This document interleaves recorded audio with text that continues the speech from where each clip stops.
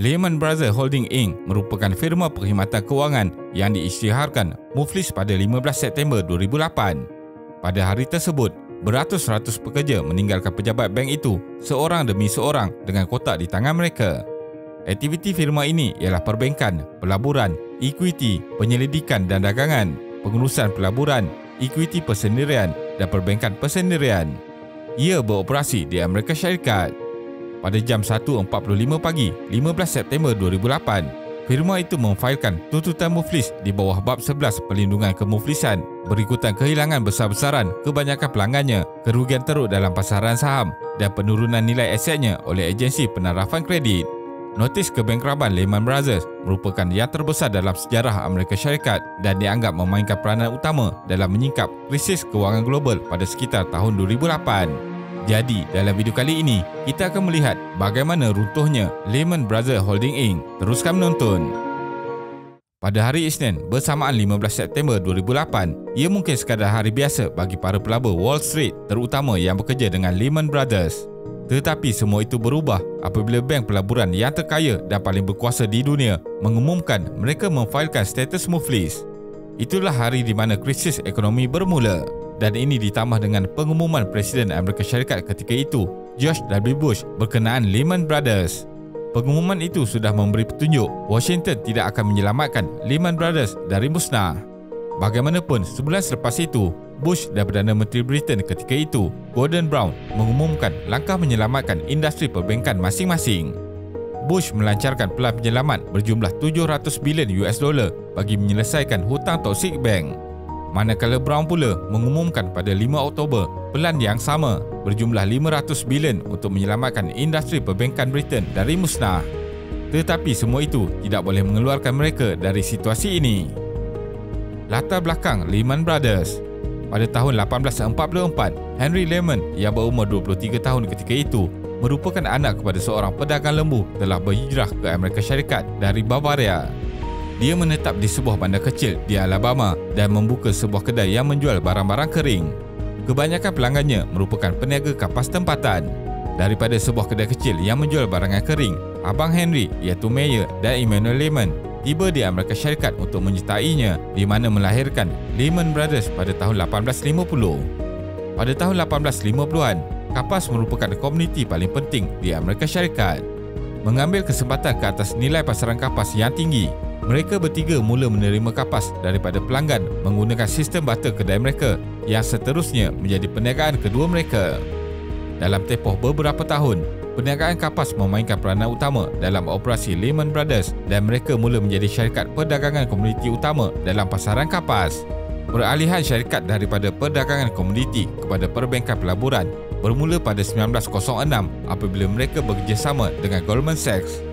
Antara tahun 1906 dan 1926, Lehman terlibat dalam menaja jamin hampir 100 terbitan ekuiti baru, termasuk terbitan syarikat terkenal dan gedung serbaneka.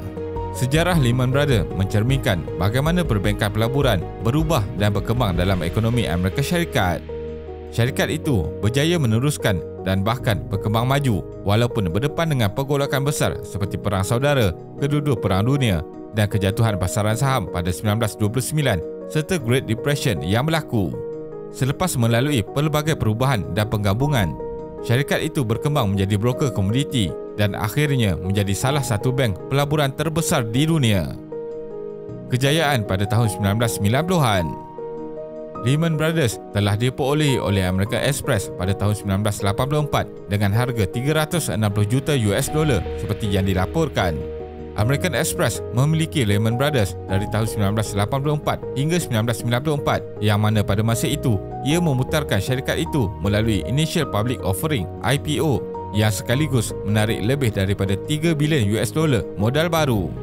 Dalam pada itu, pemalsuan akta Glass-Steagall yang sebelum ini menghalang bank daripada menjalankan perniagaan pelaburan dan perbankan komersial secara serentak juga membolehkan Lehman Brothers berkembang dengan pesat dengan menawarkan kedua-dua perkhidmatan.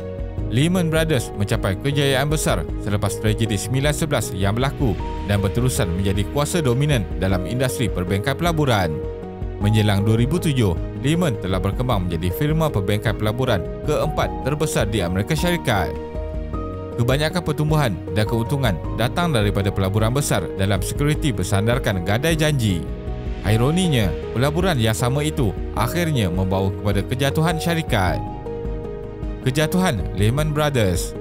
Lehman Brothers telah dilaburkan secara mendalam dalam sekuriti yang disokong gadai janji MBS pada sekitar pertengahan tahun 2000. Ledakan perumahan membawa kepada kelebihan MBS dan obligasinya cakaran hutang diwujudkan dan menjelang tahun 2007, Lehman ialah pemegang terbesar MBS. Syarikat itu berjaya memperoleh beberapa pemberi pinjaman yang mana beberapa daripadanya menumpukan pada penyediaan pinjaman subprime yang telah didorong oleh kerajaan Amerika Syarikat sejak dari awal lagi. Pelaburan besar mereka dalam MBS yang kebanyakannya dipenuhi dengan pinjaman gadai janji subprime adalah punca kejatuhan Lehman Brothers. Pada awal tahun 2007, kabar angin mula kedengaran mengenai masalah institusi tersebut. Mereka mula melakukan permainan yang sangat berisiko dengan broker-brokernya mula mengeluarkan kontrak secara sewenang-wenangnya. Walau bagaimanapun, Lehman Brothers terus memperdalam pelaburan mereka dalam pasaran perumahan dan gadai janji, membeli sebahagian besar pasaran hartanah dan membeli lebih daripada 100 bilion US dollar dalam sekuriti dan aset bersandarkan gadai janji berdasarkan laporan tahun 2007. Pesaing terbesar Lehman Brothers iaitu Bear Stearns telah runtuh dahulu pada bulan Mac 2008 apabila perjanjian yang disokong oleh Rizal Persekutuan membolehkan JP Morgan Chase membeli syarikat itu pada tahun yang sama. Namun, perjanjian itu juga menjadikan masa hadapan Lehman tidak menentu. Pada ketika itu, Lehman sudah berada dalam keadaan lemah selepas bergantung kepada repurchase agreement untuk pembiayaan harian. Syarikat itu berusaha untuk meningkatkan keyakinan pasaran melalui pengumpulan dana equity pada awal musim panas tahun 2008. Walau bagaimanapun, langkah itu terbukti kurang meyakinkan apabila pada bulan September, Lehman Brothers melaporkan kerugian suku ketiga yang dijangkakan bernilai hampir 4 bilion US dollar. Mereka turut melaporkan kerugian 5.6 bilion US dollar dalam toxic asset write-down. Berakhirnya, Lehman Brothers. Saham Lehman menjunam kira-kira 77% dalam 7 hari pertama September 2008. Richard Falk, ketua pegawai eksekutif pada masa itu, cuba untuk mengawal keadaan di hadapan para pelabur. Namun para pelabur mulai sedar akan keadaan sebenar yang berlaku ke atas Lehman pada ketika itu, umpama sebuah kapal yang sedang karam. Para pelabur juga mula mempersoalkan rancangan Richard untuk memastikan firma itu bebas dengan menjual sebahagian daripada unit pengurusan asetnya dan memutarkan aset hartanah komersial. Harapan bahawa Bank Pembangunan Korea akan mengambil bahagian dalam Lehman telah musnah pada 9 September kerana Bank Korea Selatan milik kerajaan itu menangguhkan perbincangan. Berita buruk itu membawa kepada kejatuhan 45% dalam saham Lehman bersama-sama dengan hutang firma yang mengalami peningkatan 66%. Pelanggan-pelanggan dana lindung nilai mula meninggalkan syarikat itu diikuti oleh pemiutang jangka pendek. Kedudukan kewangan Lehman yang rapuh bertambah buruk selepas keluarnya laporan fiskal suku ketiga bertarikh 10 September. Menghadapi kerugian 3.9 bilion US dollar termasuk penurunan nilai 5.6 bilion US dollar, firma itu mengumumkan usaha mereka untuk penyusunan semula strategik korporat. Moody's Investor Service juga mengumumkan yang mereka dalam proses untuk menyemak penarafan kredit Lehman dan mendapati bahawa satu-satunya cara untuk Lehman mengelak penurunan penarafan adalah dengan menjual pegangan majoriti kepada rakan kongsi strategik. Menjelang 11 September, saham Lehman telah mengalami satu lagi kejatuhan besar sebanyak 42% disebabkan perkembangan ini. Dengan hanya 1 bilion US dollar wang tunai yang tinggal pada akhir minggu itu, Lehman kesuntukan masa.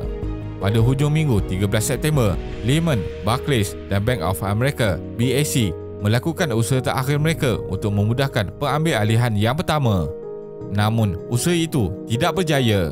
Pada hari Isnin 15 September 2008, Lehman mengisytiharkan muflis mengakibatkan saham menjunam 93% daripada penutupan sebelumnya pada 12 September. Kesimpulannya, keruntuhan Lehman Brothers menggegarkan pasaran kewangan global selama berminggu-minggu lamanya memandangkan saiz dan statusnya yang besar dan berkuasa di Amerika Syarikat.